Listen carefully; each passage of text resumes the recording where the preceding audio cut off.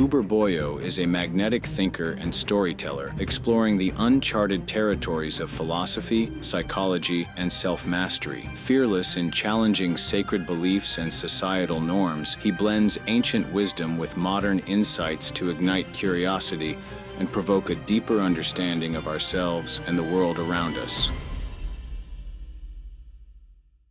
We got you here in New York from Ireland. Let's go. How are you, sir? Thank you very much for the invite. Oh yes, thank you for Lovely coming on. setup you have, by the way. Thank you, thank you, thank you. Wish I could claim it as my own. How do you like New York so far? New York is full of hustle and bustle. Coming from the countryside, it's very intimidating. Yeah. Going through the streets, even coming here, it was parsing through people. I'm like, should I just shunt people? At home, you'd have a farm and you'd have like the cattle, and you just spank them and move them. I'm like, I can't be behaving like this among the people. But at the same time, it's very like it's a city that I've seen an awful lot of movies, and so to actually be here in the presence of it is actually really powerful. It's really interesting. So You I think like it's it. pretty different from how it's portrayed versus how it actually is? Yeah, it's always different in your head, Yeah, exactly. but at the same time, it's not different. Yeah. Like I'm kind of prepared for it. Do you know one thing that struck me is the people are very polite. I thought because people would say about New York, they'd be like they're very ruthless and callous Hmm. and go get, and there's a little bit of that. But when you're polite to them, I think they reciprocate that very well, and I've noticed they get on well. And a lot of people obviously comment on the accent. They're like, "Where are you from? You from Scotland?" And I'm like, "Yeah, kind of." There's a funny thing about New York where they're very direct but good-hearted, whereas there's other places that they're very kind to your face and rude behind your back. In New York, they're rude to your face and kind behind your back. Nice. All right. And I think it's an interesting dynamic. It's unique to New York for sure. Yeah, nice. So they're blunt. I They're like that. blunt. That's Yeah, good. it's a good quality. But I want to get into, there's so many different avenues we could get into today. But let's just start with, you've done this real deep dive into history, philosophy. You've gone really deep on your YouTube channel with a whole host of topics. What do you think really stands out to you? Some of the major takeaways, some things that you've really learned. Yeah, we were talking about the beginning topic there a minute ago, and you suggested what have I gotten from studying history, and this is something that I have thought about over and back for a while because it's studying something like history seems kind of silly. It's like, why are you wasting your time with the past? If you met a person who was spending so much time paying attention to their own past, you'd say, you're living in the past, man. Drop it, move on, move forward. Go live your life. But I've noticed that history gives you a better ability to understand our reality because it's very difficult for people to understand that the world we live in is strange. There's this bias, a psychological bias towards everything feeling normal.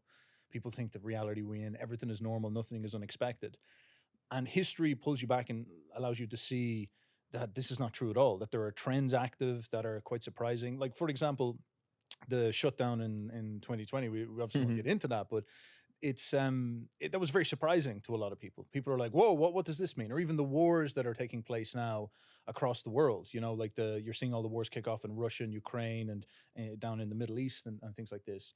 And this can be quite surreal or surprising to people. They're like, what is going on? But when you're a student of history and you have a large amount of context and you understand, for example, how World War I kicked off, where there was all these like little wars and then they just all amalgamated into a large one, it actually gives you a much more secure picture of what's going on, and it allows you to calm down an awful lot and uh, judge what's happening without maybe going too far into coming up with theories about it. It grounds your capacity to generate theory. So I encourage it for people if they're trying to shape reality. I think history is quite good, and history is also the story of human beings. So if you ever want to understand them, it's a good thing to go through that way as well. So I said a lot there, but that would be my take.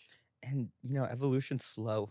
Like, you think about the whole course of how long humans have been on this earth, and when you start studying history, you realize like humans are humans. We've been these people for more or less since the beginning of recorded time, and it's fascinating to see those people, figure that stuff out, see how different things come about. The same kind of qualities and um downfalls for people are usually very similar. It's a fascinating thing to look into.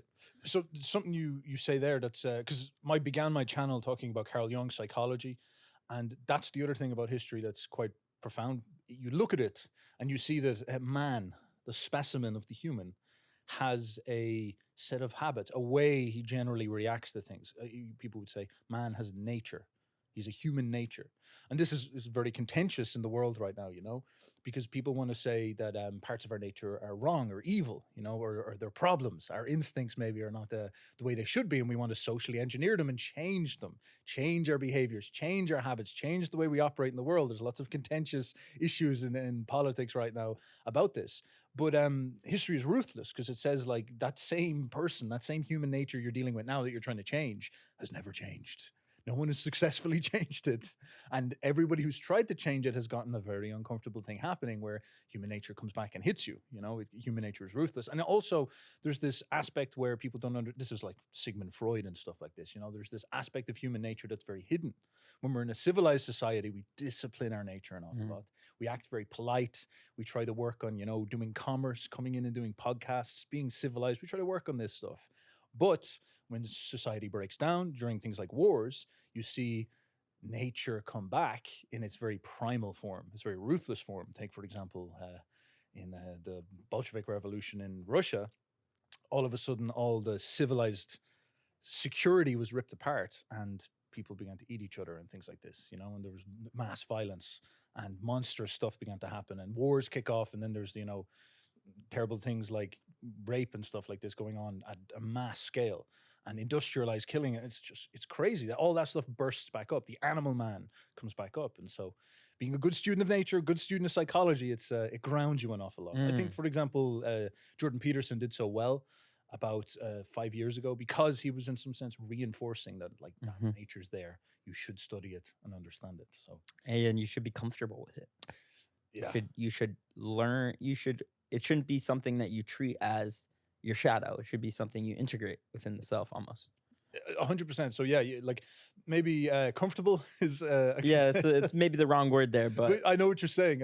I would call it aware. Yeah, very Jungian. I would say make sure that you're aware that it's real and what it does. You're conscious of it. He would say, don't leave it to be unconscious. And when we talk about, you say, for example, a Jungian concept of the shadow, what does this mean?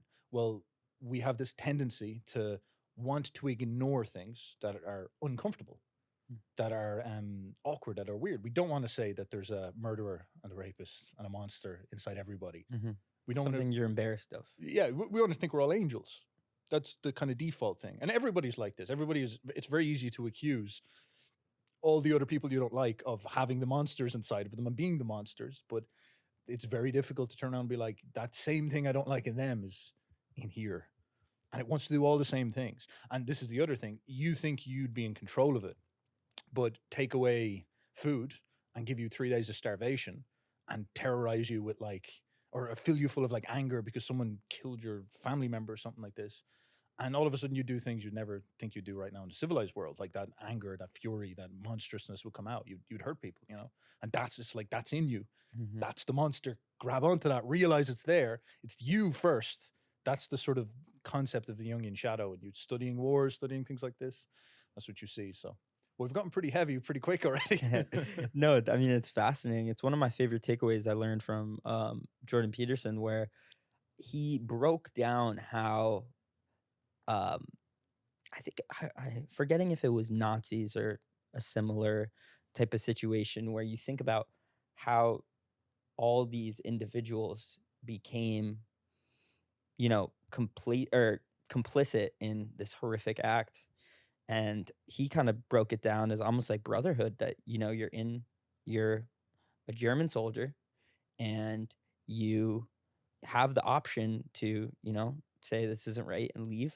But then your 15 best friends are here with you and you don't want to let them down. So then you very slowly start to, fall in line and end up doing a bunch of horrific stuff. But when you break it down in that slow pattern that he kind of did, you realize that it wasn't like this. These people weren't vicious or not. Well, everyone's vicious, but they weren't unlike you in some ways.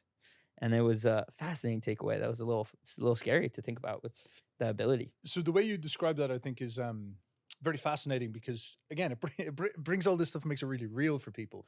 Because you look at history and you hear a story like, the concentration camps or the gulags in Russia. Yes. And you hear about this stuff, and you hear about people getting put in like ovens, or getting put in like these giant centrifuges where they're just tearing people apart in Siberia or something like this, and you're like, wow. But it's very abstract. You say, oh, that's crazy. That's like a movie. It's not real. It could never happen, because nothing like this has ever happened here. It's not even possible. And that's the way a lot of us think, because it's just so far out of our reality. But again, like what Peterson would talk about, or Jung, that is very, very intense, is to think about a movie, but you're at the start of the movie. And think about like a character. It's like a horror movie, you know. You're a character at the start of the movie. At the start of the movie, everything's always fine. You know, you're like happy. You're in your suburb. You're dressed well. There's lots of food. And then what happens is like a decision, a little step happens, and then the story advances, and then things get a little bit crazier, and then things get a little bit crazier. So it gradually progresses, and you come from, you know, the nice times, and then all of a sudden you find yourself in the middle of the movie, just like there's blood everywhere and everything's going crazy and stuff like this. And that's the really big thing. That's the really big thing to sort of say to yourself, is that you're during the peace, during the village, during the civilized times, your nature is actually not really active. People would often complain about this in the opposite direction. We know all the boys are saying like, we modern society does not allow us to feel like men. We need to get in touch with our manliness and become primal. And so we go out and we lift logs and we beat each other up in boxing and stuff like this. And that's actually us acknowledging that the civilized world hides our nature from us, and we want to go back out, and we want to go hunting, and we listen to Joe Rogan, and we want to go fighting, and we want to go feel intensity and danger. We're actually trying to get in touch with danger. And then the other side of that is that if social breakdown happens, we will be forced to get in touch with nature. Nature will come back in a very, very severe way. And so you brought up the kind of cascade into doing these things. Like, I think, again, no need to go into it. You might get in trouble, but 2020, you saw the way some of that stuff went too extreme. You know, no matter what your opinion of it was, people began to do things just because everybody else was doing stuff, and there was rationalizations upon rationalizations taking place. And now an awful lot of people are looking over what happened and saying there was definitely oversight and stuff went too far. And everybody thought that they were more. Everybody was like, we're normal, we're civilized. All those terrible things that happened in the 20th century, we're beyond that. And then lo and behold, our generation goes through it, and we all fail the test. Everybody fails the test, and everybody falls in line and complicit. On some level, people fall for it. Oh yeah, and it wasn't even that bad. Like it could have been much worse, and you could have 100%. seen, you know, that edge or that human nature come out in a much more extreme way. And that's exactly it. And that's like the spookiness. Yeah, exactly. This again might be a dark topic. Let's get into the darkness. It's all good. This might be worth editing out, but you saw what happened in this city only a couple of days ago, where the guy was executed, and that's an example. Like throughout history, that's very weird for us in the West. Like we don't hear about assassinations and things like this, or vigilante murders. Like it's very rare. Very rare. That's like a historical norm. Because when society breaks down, people get crazy enough and get angry enough, because that's sort of what's happening. You're seeing the temperature rise across the world, and people are getting more furious, and they're starting to really get angry at like the rulers, if you so will. And people snap. And when people snap, it's just like with this guy, you know, it just, something goes in his head, and it's like immediate hardcore violence. And that's historical norm. That's baseline reality. When that comes up, it's intense. People don't know how to deal with this. Like I'm sure there's a lot of people around the West right now who are wealthy and all this, looking at that, feeling fear for probably the first time ever, being like, I am not safe walking down the street anymore. That's like a real thing now, you know? And I don't think I don't think it's been like that in like 50 years, 60 years, you know, which is really, really weird. And that's the return of the instincts. You got to be careful. You got to be ready for that. The more aware you are, the better, the less likely it's going to be severe. And a lot of people just don't want to be aware. And it's fascinating now with the age of social media, and you almost learn much more about these characters than you would have in the past. Like now, I think this is the first time that I can remember where there's a situation like this, and then I can go and stalk this person's social media, their good reads and all this stuff, and uncover kind of what this person was about. And it's funny, and it goes back to what we were saying with the shadow. they were into a lot of the same things I was into. They're watching Modern Wisdom, Chris Williamson. They were watching Huberman, and I was like, dude, this is kind of crazy. Like, there's a lot of, we probably would have been friends in some ways, and Yeah. that's a weird thing to say, but it's just funny to see how, you know, someone can get to that point and see that human nature come out in some ways. Yeah, like that's an absolutely such a good example. Actually, it's such a good example because he was like a tech bro podcast guy, like Yeah. Huberman. And Oh, all yeah. that. And it, like, even worse is that it's all like self improvement. Like me and you be into self Yeah, improvement. yeah. And so it's like, oh, that's a guy trying to improve himself. I know. It's And then you crazy. like get the full context. You're like, what? How could that happen? You know? No. But again, it's you dig into these things. Actually, maybe this is a direction we could go because obviously you're into health and rapid and like biology and all this, and it's a fascinating pivot into this.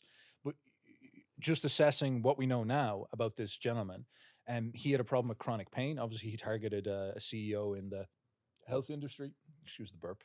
A CEO in the health industry, and he had a problem in again, yeah, it all in 2020 he graduates. So in the middle, the second he graduates, a very intelligent young man, he graduates, and there's this massive, really strange environment he graduates into, and that's obviously kind of on his mind a little bit, and that's a medical thing. And then he gets a back injury, I think, and then they give him a surgery where they fuse his back, and he develops chronic pain, and he loses all his muscle and all this. And then I think something happened to his mother and all this, and you're seeing how perfectly good guy, you know, straight A's. I imagine something like this, smart, Ivy League student. pain, tragedy. So his mother gets in trouble. He feels betrayal. He feels like the tyrants in the health industry are like exploiting him. You know, and you can make a pretty good argument for that, being like, these people aren't trying to heal us; they're trying to just make money. He gets angry about this. The pain is gnawing away at him because it's in his back. He's just getting constant doses of pain. I don't think people understand what that can do to you. You know, when you have constant, never-ending doses of pain, it turns you into an animal. It makes you weird. It screws with your head. And that just drills into his mind, and that breaks down his civilized ego, and he snaps, and he's got a very intelligent mind, and he just starts to calculate and plan, and it's like, I want vengeance, you know, and that's a very sort of like shadow Carl Jung story, you know, you're civilized, you're shaped, tragedy hits you, bad things hit you, and then the monster comes out, and then you get a monster combined with an intelligent man, and you have a serial killer. You know, like you have the most intimidating type of person you could possibly imagine. Yeah. And this is sort of direction it goes. So yeah, big stuff.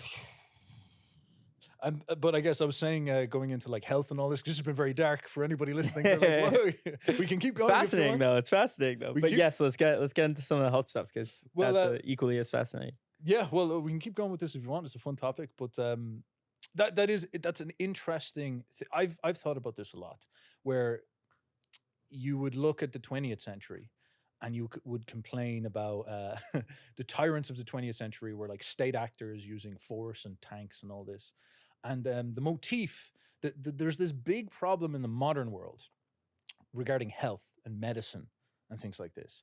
And you're noticing like probably an awful lot of how we know each other and an awful lot of the people in our circles. They're the theories that we have about the world is that like the food production industry is poisoning us, and they're filling all the cows with antibiotics, and they're pasteurizing our milk, not letting us have raw milk because they want us sick. And RFK Jr. is going to come in and he's going to stop it all. And Ray Pete, like, you know, we can't even have Coke anymore because they use glucose, fructose, corn syrup in Coke instead of real sugar. Yep. And there's this thesis running underneath it that the capitalists, the industrialists, whatever you want to call them, I'm not saying those categories are permanent, but they're running society, and they are essentially poisoning us for the sake of gaining more cash. Short term, they're like seeing ways to cut corners. Yep. And they poison us. They use fructose on all this type of stuff. And what does it do? What's the downstream effects of this? It makes everybody sick. It makes everybody, and when everybody is sick, this is Ray P, you know, everybody has terrible metabolisms, so they become closed-minded. And when people have low metabolisms, when they're sick and they become closed-minded, they become more introverted, more antisocial, and then they don't think as expansively, and they can't solve problems. They're not as creative. And this happens to a population at a mass scale, and you get this like dumbing down. You have this sick, stupid population, basically. And the food is a big part of this. Absolutely. And then on top of that, because everybody's sick, everybody's in pain. So when everybody's in pain and everybody's stupid and everybody's continuously getting sick, they all get ugly. Everybody starts to bloat and get fat. Everybody starts to develop acne. You see this now, more and more people are into adulthood of like spots in their face and stuff. And people eat stuff and they have stomach problems. I've had them. A lot of people have had problems, and they get frustrated, they get resentful, they get angry, and then they project that anger outwards. And society just has this like down going situation. It's quite profound. And you're seeing this. You're seeing like the rise in depression. You're seeing the rise in anxiety. That's a huge one. You're seeing people are getting more overweight over time. And it seems like it's all downstream from this sort of like medicalized health problem. Despite this, we have the most advanced healthcare in all of history. We have the most food we could ever possibly ask for. But weirdly, it's like, a devil's bargain. It's just not Mhm. working for us. And then, of course, as I said, the kind of nature of our tyranny, the nature of I guess, the the experience that we had in the last 5 years. Um, a lot of people felt that that was tyrannical. A lot of people felt that was overreach, too much. And it's weird that the exact nature of it wasn't the government, it wasn't the state. It was like a medical thing. It was all about sickness and health. Mhm. That was the theme. That was the motif. It wasn't about fascism or communism, because this is what we all expected. Jordan Peterson was like, "Oh, we're going to have a communist versus fascist thing," and instead, and Jordan Peterson actually, I'm not blaming him, but Jordan Peterson got destroyed by this exact thing. He was talking about Stalin and Hitler, and what happened to Jordan Peterson? He got prescribed benzodiazepines, Mhm. and he was Great example. he was too silly, like this is me critiquing him, but he was too narrow-minded to realize that that was actually one of the greatest problems. And he was very pro medical industry. He was like, no, always take your drugs. He was saying stuff like this: you should take your drugs the full term. And he kind of had this implicit trust of pharmaceuticals and things like this. And that's the thing that destroyed him. Yep. Think about Almost the other. killed him. It almost killed him. And benzos, like I've known people who've had them, and they're like, it's unbelievable those things get prescribed at any scale. I knew one person who took them for anti-anxiety, and then she wanted to get off them, and the doctor said, no, you have to just make peace with the fact you're going to be on drugs for the rest of your life. It's like, what are you saying to these people? What are you doing? Like, it's crazy. And then Jordan is another great example, because his daughter destroyed, and then she goes on that meat diet, and it's like health is very fundamental to this stuff.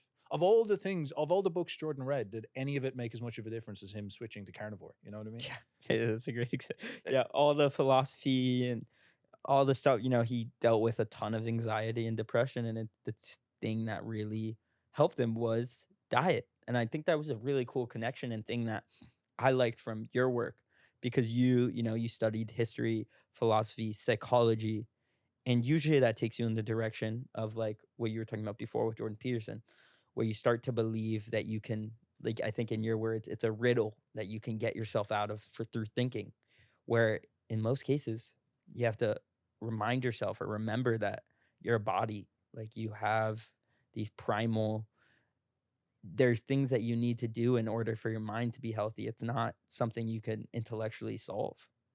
It's a beautiful realization. It's a big deal, and like this is something Carl Jung is phenomenal, and it's kind of a problem with the body of work of Carl Jung, because Carl Jung's very intellectual. He's Mhm. very imaginative. Like I love him because I'm very imaginative as well, so he like speaks to me on a very deep level. But at the same time, I'm very consciously aware that it's very intellectual and theoretical and in your imagination.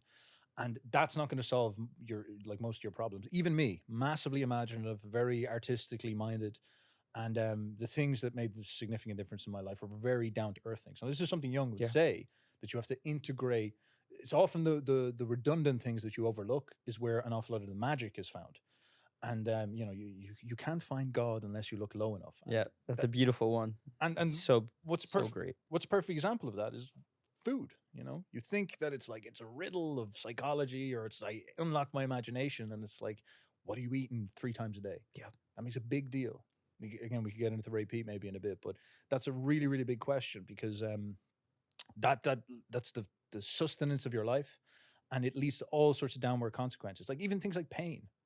Like when you eat bad food, it literally leaves you inflamed, you bloat, you're less Mhm. beautiful, you look more ugly, your mind doesn't work as efficiently. And how is that going to, you as an individual, how are you going to contribute to the world? And you're not going to look as well. You're going to be cranky about it. You're going to feel bad. You're Gonna going to be foggy, brain's not gonna be working. and then as Ray P points out, your metabolism closes down, and all sorts of weird things happen. When your metabolism's low, you basically you start hibernating, and so you stop being social. You become more biased towards introversion. Like I look around the world we're in, that's what everybody's doing. Everybody's like introverted. They go inside. They don't want to talk to people, and then they go on the internet, and then they're like dropping out their negative, angry Mm-hmm. feelings because they're sick. You know, like that's a lot of the internet is just sick introverts who are trapped inside being negative and all this. And you can take those same people. Like I'm not against introversion, by the way, not, not attacking the introverts, but it's like withdrawing. And then you enhance somebody's metabolism, clean up their food, clean up their diet, get all the mitochondria firing on all cylinders, and an expansiveness begins to happen. They have a feeling, almost like an anxiety, where they want to go outside. They want to go talk to people. They want to go meet people. Like even again, think of 2020, that force that literally killed off that character in humankind. Mm-hmm. Like in 2020, everybody was like, you must become the recluse inside hermit. And that's just so destructive to mankind because it's fundamental that we must be out and talking to each other, even at great risk. And and then your metabolism enhances and your mind opens, your capacity to dream gets better, your capacity to think creatively gets better. And this is all like it's nearly a food thing. Obviously, Mm-hmm. there's more to it, like sunlight, soul bra. Sorry, yeah, there's sunlight as well. Mm-hmm. But it's important because you get all those things going, and then the individual expands literally and grows more profound and becomes more lighthearted. You become more open-minded. You become more social. You become better at like you can think more dynamically when your metabolism's firing, your creativity's up. Your it's like an IQ thing. You're more capable of dealing with things you don't like. You know, like somebody who's really, really, really creative and smart is able to take on the shadow, evil things, things that they hate, things that annoy them, things that cause them negative feelings. But because they feel so good, they can actually like look at it and think about it and riddle with it. Mm-hmm. But you'll notice the people who are in pain, hard ideas actually hurt them. I've been in this state, you know, sometimes you're kind of sick, you're not feeling that well, and something very intense comes up, something very uncomfortable, something you don't want to deal with. You actually just don't want to deal with the idea or the problem. It could be a relationship problem, it could be this. You push stuff away, but when you're feeling good, you can take things on. And it's very, very real stuff, you know. No, it's incredibly real, and I feel it within myself. Like what got me into the world of health and repeat and figuring all this stuff out for me was I had skin issues when I was in high school, and I tried, solving them, and what that did led me to, really, really cleaning up my diet, getting having a phase where I was incredibly strict, and what all this stuff did to me was throughout high school I thought I was a very dumb person. I didn't think of myself as smart in any capacity. I thought I was pretty stupid, low IQ. But then, I feel like with 2 years of being really disciplined and clean with my diet, I was almost like shot out of a cannon in terms of not only just the texture of my mind, my clarity of my thought, my um, ability to learn, my wanting to learn.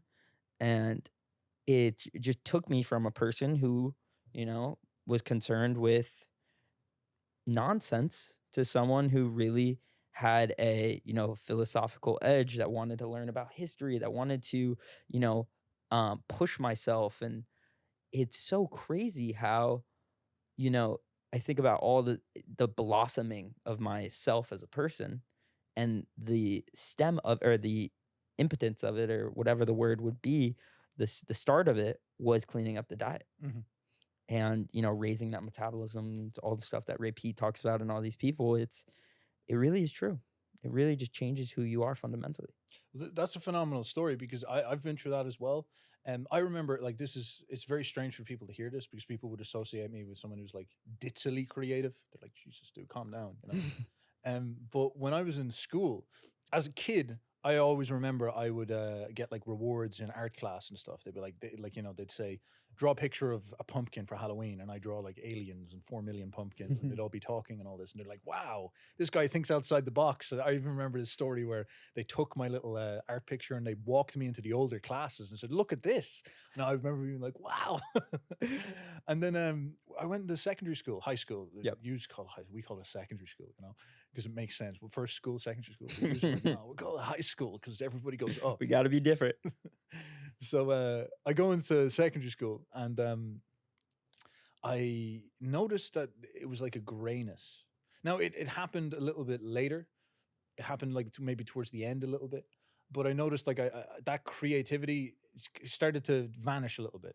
And the only way I could describe it is like the color version of my mind switched off, and I got more into like the basic processing of all this type of stuff. And my diet wasn't too bad; I was very very healthy. But then when I got to college, especially in the start of the first year, I remember I was trying to make stuff, and so in college, like you eat like junk, and I was sleeping terrible. I didn't know anything about Yeah. health, so I'm sleeping like waking up at like 4 p.m. and then sleeping, and then it's just awful stuff. Typical college. Yeah, Yeah. alcohol as well, And people say you get college people are like, everybody gets depression when they go to college. Why does that happen? It's probably because you don't sleep properly. It's probably all these things, and then you're eating like junk as well, and it's all cheap food. You have to get it too, and it's like too much alcohol.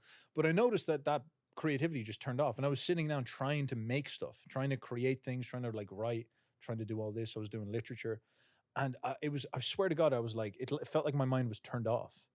I literally remember, I remember afterwards that it was like grayscale. I was trying to make things, and I remember, this is really weird, I could only make things if I took other people's ideas and reshaped them in my own way or something like this.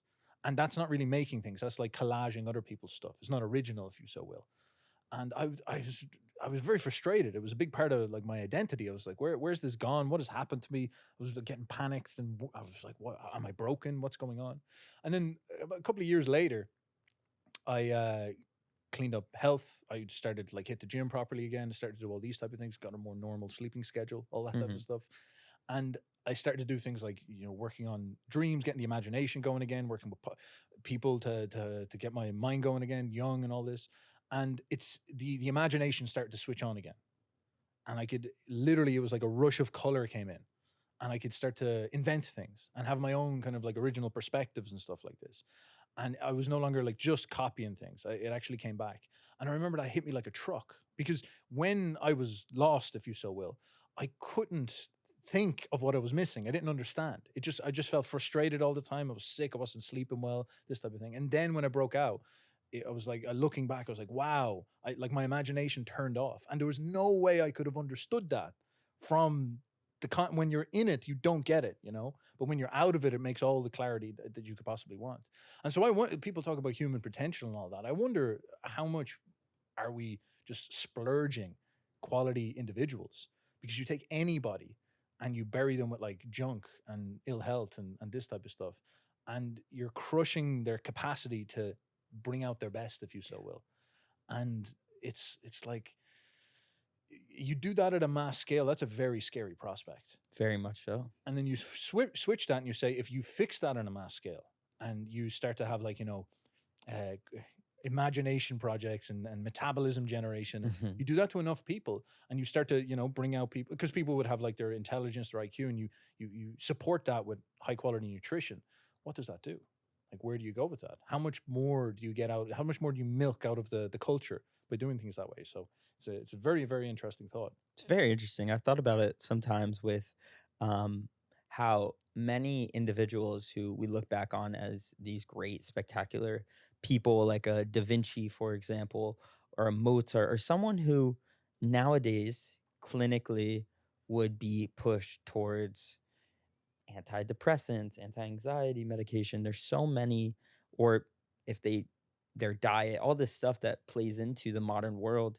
How many Mozarts do we have that are no longer Mozarts because they've been doled by society, by modern world? So this is actually a really interesting topic.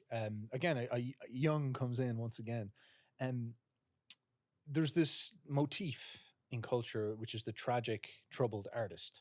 And we think about an artist, we think about him having to necessarily be sick in order for him to be able to tell us reality. Like, the artist must be sick, because being tortured does something to your mind that allows you to see the truth and access the deep things that no one else can really access. The normies can't access them. And Jung actually counter-signaled this very, very heavily. and said that he, in his lifetime, almost never came across a truly sick artist who was good, who was talented.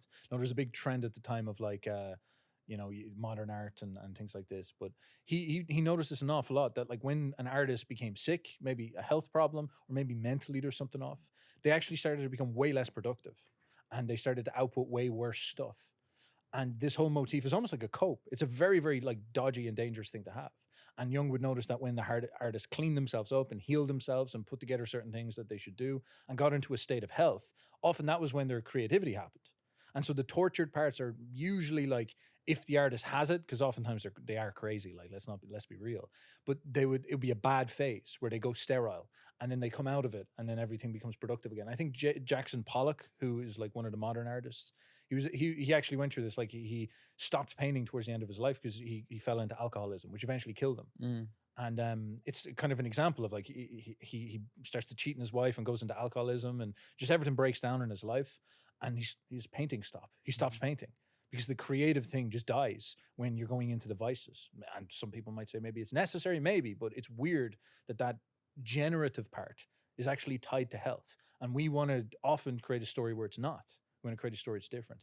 And so like, yeah, you bring up like Mozart and Beethoven and Da Vinci, and it's like, yeah, potentially there could be those people out there. But if the entire population's in the downwards, vice-ridden, smoking too much weed or something like this, on too many drugs, whatever it is, or like just generally sick, maybe they're actually not being able to generate, and that's a really, really bad thing. Yeah.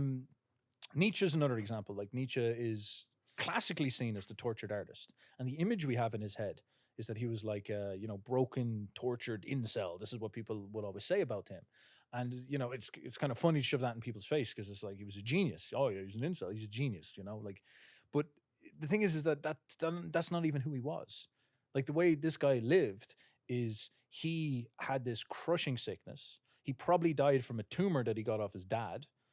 His dad died at 40. Nietzsche died at 40. They both had this very strange like aneurysm of some sort. There's a specific name to the disorder, but I don't know it right now. And Nietzsche was going blind at periods in his life. But he was like all of us. He was like exactly what you described. In school, in college, he was a professor very young. He had this crushing sickness, terrible migraines, problems with his health.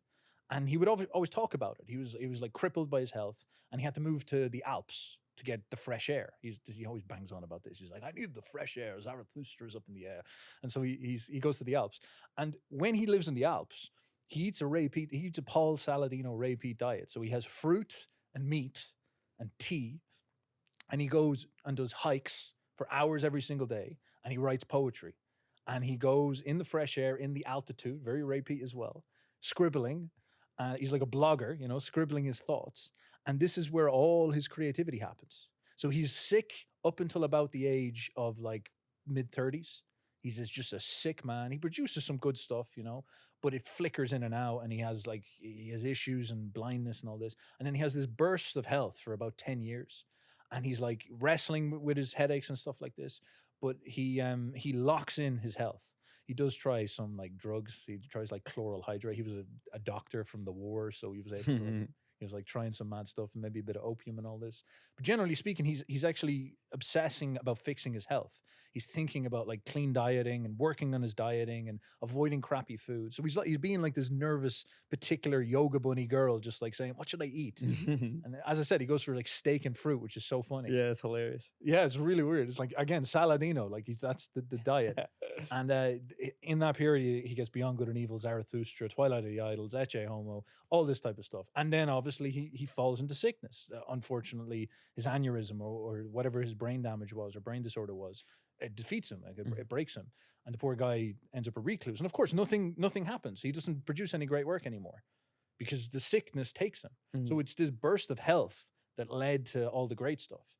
And this is things that people don't want to. People want their tortured artists. They want to reaffirm their sickness, but it's like all the genius comes out of health. Health is very, very important, and it's often missing from the conversation of intellectuals. Yeah, I mean, it's fascinating. I think the truth in the tortured artist conversation is that artists see the world very differently, and because of that, that might later down the road lead to some different issues or a propensity towards different things. But it's the seeing the world differently that makes them great, not the torturedness per se, even though those somewhat go hand in hand in a way, but it's not the sickness that made them great.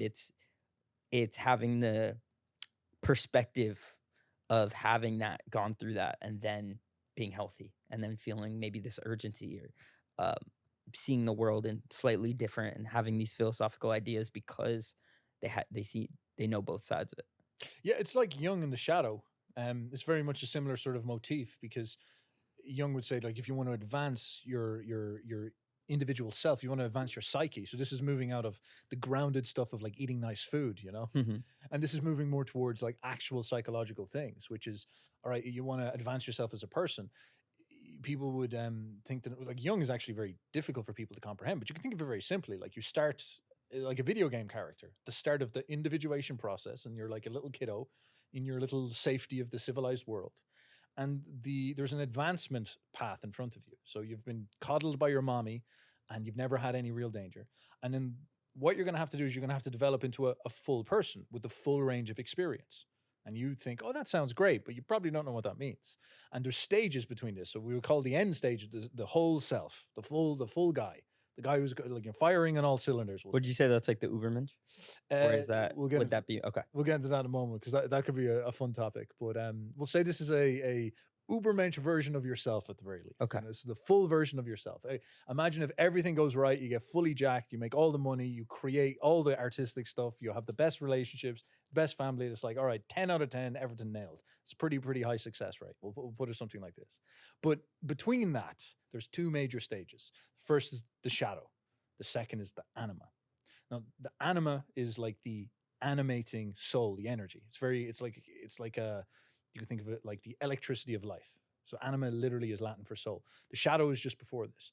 So the shadow is when you go and you confront things that in the little village life you're not supposed to experience. So the very most basic version of this, think about it like you're in the village in the forest. Me and you were in like Grug Forest 5,000 years ago. And me and you are like, you know, little boys, and we have our dads, and they're the men, and they vanish and they go hunting.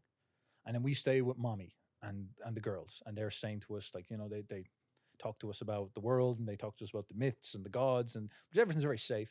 We don't really have any comprehension of the world outside the village. We become 15 and we become boisterous, and so the dads look at us and they say, all right, time to wake these guys up. The dads run in, they put on the masks of the evil gods, they grab us, they pull us outside, beat the crap out of us, and then shock us in an initiation ritual. Mhm. And then we're like, oh, what's going on? And we like punch them, fight, and then they're like, all right, you're ready, you're boys, you're now men.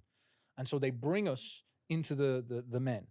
And what happens is like the shadow experience. They bring us out into the jungle, and then they teach us the laws of the jungle, which would be like the special initiation discussion that happens with the men. And they'll explain there's giant like warthogs out here, and if they catch you, they'll eat your stomach. They'll pull out your intestines, and there'll just be blood everywhere, and it'll be the most painful thing you've ever been through, and then they'll kill you. There's bears, and bears will like pull your arms off. Do you remember your Uncle Tom who never came back? Yeah, the gods didn't take him. Like a giant bear ate him, which is maybe the same thing. It's very ugly out here. And see over there, see that little smoke? That's another tribe. Now that tribe is an organized group of men like us, and if they kill us, they'll go in and they'll rape your sister and they'll rape your mom, and then they'll kill you and they'll put your head in a pike. And this is the real world. It's dark, it's hardcore, it's dangerous, it's evil. So that's introducing you into the evil, into the shadow, into the monstrousness. And this would be a shock for a kid. He's like, really? And then you bring the kid out and he sees things like this happens. He sees the animals eating this. You go into Instagram now and you look at like nature is metal, and you see like the animals. Like I saw one of a zebra, a crocodile just bit its face off, and the zebra was just walking around with like its skull covered in blood. And you're looking at that and you're like, that's intense. And that's sort of what it would have been like. They see that for the first time. They see, you know, organized male violence against each other. And they see how like gory and ruthless that can be. And it's red pilling, you know, so it wakes you up. It's the shadow, and it destroys your childhood mind. Mhm. And that's snapping you into this. Now, I was saying this in the context of the artist. Like we still go through that archetype all the time. We always begin more limited as a kid. And then when we expand out into the world, we have to come in contact with evil. So in our modern world, we have to come in contact with corruption. You know, like the kid who shot that guy. It's like he came across the shadow. He was like, there are probably people, there's probably corruption in even things like the health industry, and that fucks people up. His mom gets hurt by this thing, and it damages his mind. He's like, that's crazy intense. It breaks him, you know.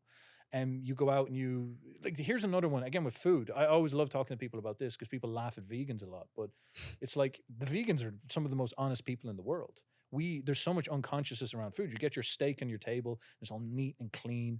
And even if you want to go and make the steak, you go to the shop and it's in a little piece of plastic. But I'm from the country. I've been brought into slaughterhouses. I've seen how the meat is made. You see how the sausage is made. The shadow is how the sausage is made. We kill, I think it is a scale of 10 times our population in animals every year. We kill 80 billion animals a year. We bring them into we talk about, the concentration camps. We bring them into giant concentration camps. We line them up. We put them in little things and we call it humane, but we just put bolts through their heads and then we slice their necks and then we bleed them out and we churn them up and turn them into meat. That 20% of our meat we throw out, 20% of our food we just toss in the trash over, it's crazy. And that's the shadow. That's the reality. That's what actually goes on. So underneath your food, underneath that basic thing that you don't want to think about is a moral question, is murder, is violence, is death, is incredible suffering. How much suffering is contained in 80 million deaths? Essentially 80 million murders a year. It's not like the animals want it to happen. It's crazy how real that is. And this is sort of the shadow thing, when you start to just ask questions about your reality and look the most basic things ever and start to just peel things and look at like, what are the vegans on about?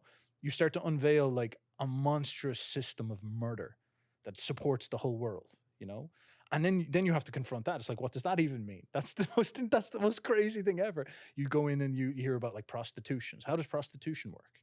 And then you're like, oh, there's all these girls. So maybe the girls just decide to get a job. Oh, the girls are like, I need a bit of cash and I didn't get a college degree. I'll just get a job. It's like, no, those girls are like pulled out of villages or pulled like maybe they're orphans or something like this. And then there's some guy behind them who's making cash.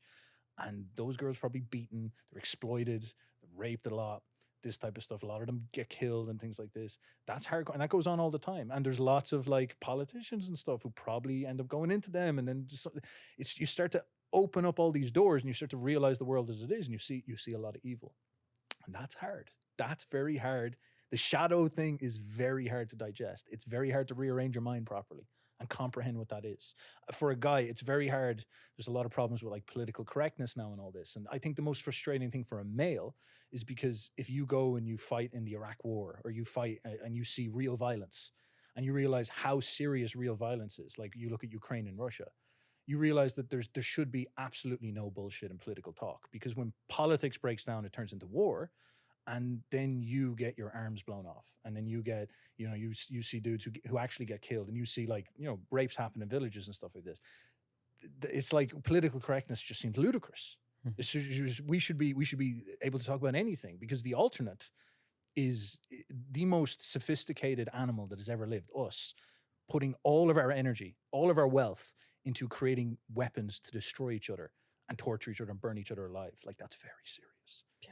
And that's the shadow. The shadow opens that up, but people don't want to face that. So, we get political correctness and things like this. And so it's like, that's the step. You need to get towards all this. And as Jung said, that's the big thing. The shadow, you confront all these very, very scary things. And if you have it in you, it's very Nietzschean as well. If you have it in you to digest all that, you will be able to get to the next level. Now, interestingly, you won't be able to digest the shadow unless you have it's like the soul, the spirit, the Yeah, what's the Nietzsche quote? Like the tell of a man is how much truth he can take. Do you know what I'm talking about? Yes. I think I don't know it either. I'm getting exposed, guys. I don't know the Nietzsche quote. It is basically something like that. Yeah. Don't quote me on it, but it's like you measure a man by how much truth he can digest, something like that. Yes, something along those lines. Nietzsche's very good for using physical metaphors, writing tips to everybody. The more tactile, sense-bound you make your writing, you make your words, make your language, usually the better it will connect with people. And he uses digestion, things like this an awful lot. It's very good. And that's a great illustration, is that, so all the things I'm talking about, mass rape, prostitution, murder of the meat, war. It's like, this is like, Steph, this is heavy stuff, man. And the thing is that remember what we were saying earlier about the metabolism. Yep. If you're very sick and you're very broken, Can't you digest. you can't digest. And it's really, really difficult for you to confront this. And this is why people don't do it, because it is tough. It's not easy to study the American prison population and study how 20% of people, 20% of males who go into it get raped, gang raped, and in turn, like there's literal sex slavery in the American prison population, where they take young guys who are, maybe a little bit soft, take them in, rape them into submission, and then sell them. This happens. They sell them to each other they take their will from them and make them a slave. Slavery shows up inside the system. And they'll send people around, send them to that guy's room, and they'll sell them for like cigarettes or something like this. And so it's like the barbaric part of man just shows up right here in the most civilized country in the world. The most fundamental destruction of man's will just shows up in that type of system. That's hard to take. People don't want to, who wants to know that? Who wants to pay attention to that? And so in order for you to confront the shadow, to deal with these really difficult realities, you need something more. You need, as we said, metabolism. You need the spark of life. You need the imagination. In fact, this is a thing that I read recently, where people with higher IQs, people with, and like this would mean people, being healthy and high metabolism too, people with better imaginations, they're better at processing trauma. So somebody who's more capable of using their mind is better able to deal with really, really horrible things because they can process Makes sense, yeah. And so it's that same thing. It's like you need to have a strong metabolism. You need to have strong health so you can confront the ugliness. Because when you can do that, you can actually, as we said, digest it. You can process it, put it through you, and then get past it. And this is what the anima is. The anima is like the electrifying soul. People would have called this traditionally the muse. This shows up typically as the opposite sex. So if you as a dude, you're sitting there and you're like, what would your soul be? It'd be a girl, be a chick, because that gets you fired up, And you even think That's about fascinating. Yeah, so like I never thought about that. The poets always write stuff down, and it's always a muse. Yeah, Always, she's my muse, that sort of thing. And even think about like, in the most basic sense with a guy, we're back in the jungle and we're with dad and all the boys in the little jungle army, and we come across a monstrous scene where maybe some other guys have like killed a load of people. There's intestines everywhere, and and it's really difficult, and they're about to kill us, and your dad looks at you and he can see that you're not able for it. You're like you're mentally breaking, because that's the fundamental of man is we mentally break in front of these things, and you're about to panic, and he'd say to you, it's like, what are you fighting for? And usually what will pop in your head is maybe that girl. You're like fighting in that type of way, or fighting for home, fighting for mommy, or whatever it is, or it's an amalgamation of all this. There'll be something that's making you reach out to go beyond. And that's a big deal. You need to have that spirit inside of you where you're fighting for something, you're reaching for something, and it's giving you back this energy. It's like how man and woman work. Woman, you fight, she's like the positive energy, and then she feeds that back to you. And your will goes in this way, and it's an exchange, this type of thing. Same with girls. Jung noticed, this is something Jung noticed, by the way, in people's like dreams, why he called it this thing. He noticed that men would have this like motivating motif of a female, and when it was present, it would energize them. Jungian psychology is really cool. Like, he would read people's dreams, and when these like motifs would show up, these archetypes he would call them, he would notice effects in people. So when like some men would start to dream about kids, they would start to have a desire to have kids. And so it's like an unconscious thing happening. So the same thing with women. Women in the opposite way, they confront all these shadow things, these horrible things about life. And usually their motivating energy is a male. He's like a prince, a hero, a dashing Prince Charming type thing. And he's like the savior. And he's like they bond with him. And he's the energy of masculinity that energizes them and gets them aroused and gets them up and going. And so you need to have energy. You need to have a soul. You need to have anima in order to confront the darkness.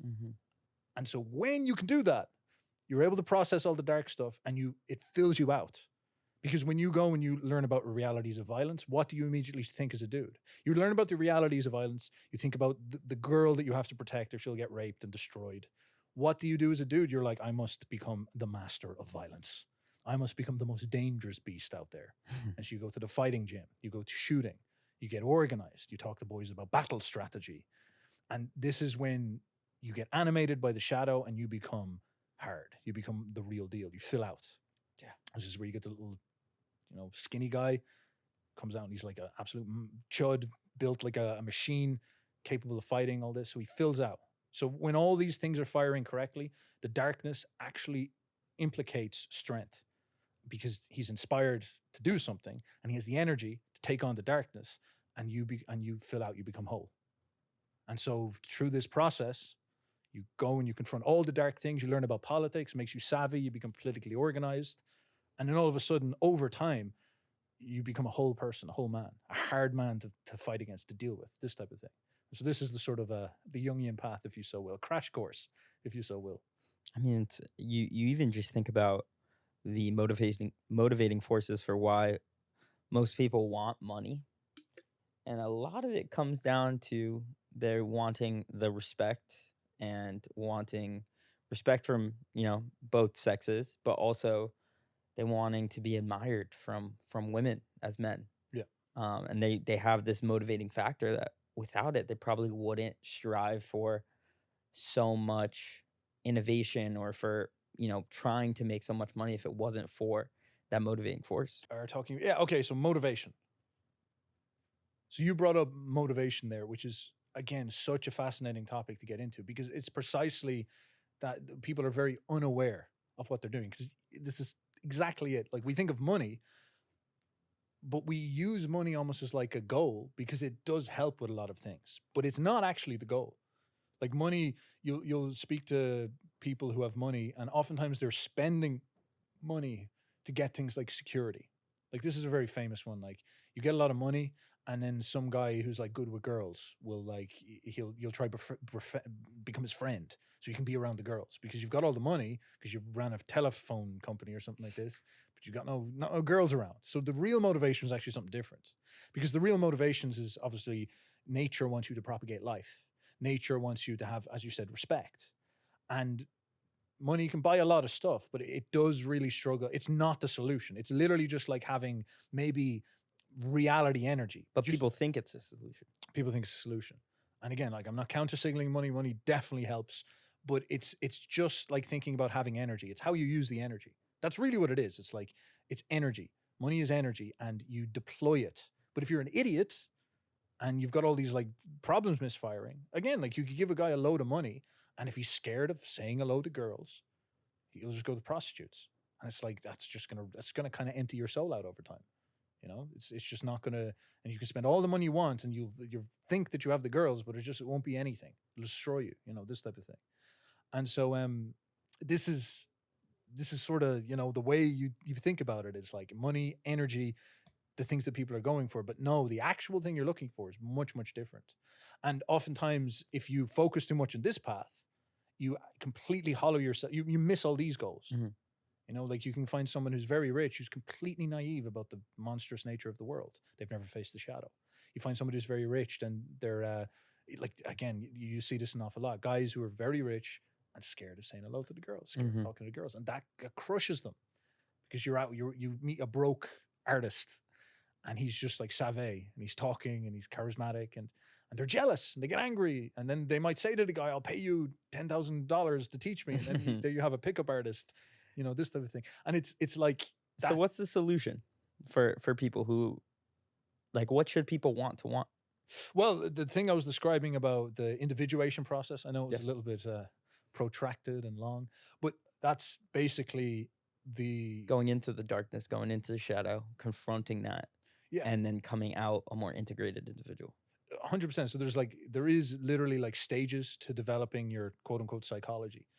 And these are very, very simple ways you can think about it. Like, step one with the shadow, it's a very, very useful way to get into it, is to think all the things you hate. Think about all the things, list out 5 things you hate. And you'll notice 5 things you hate and say to yourself, all right, they're probably things you need to focus on. I'm not sure if this is Jung or someone else, but it's like, you can list out 5 people you hate and think about why you hate them, and think about traits that you admire in them. And you'll realize that all of them have things that you want. Some guy you might hate because he's very witty, and you realize, I wish I was witty, and the reason why I hate that guy is because he outwits me. And so this is you confronting these type of awkward things. So you can use the shadow to do this. There's probably a lot of things you don't understand. You might, like, people will often say, oh, money's for greedy people. It's like, you probably just don't understand money. You should study money and understand the system and all this. You should maybe understand greed. You should look at all these. Maybe you've got greed in yourself in some ways. Maybe, maybe you're stingy, the opposite of greed. Or maybe it's the same instinct as greed. Stinginess is just like greed without money, but give a stingy person a lot of money and they'll become greedy, they'll hoard. And you can look at all this, you can explore all these things. There's a lot to do. And then, as I said, in order to make sure you don't get lost, you need to be, we'll say, metabolism maxing, thinking about your imagination, thinking obviously about your motivation. This is the anima, this type of thing. That's the thing that pulls you through it too. Getting healthy. Yeah, because the shadow can make people negative. It can be like, study violence, study the monstrosity of the world. It turns you into a monster. Nietzsche said, be careful when you stare into the abyss because it stares back into you.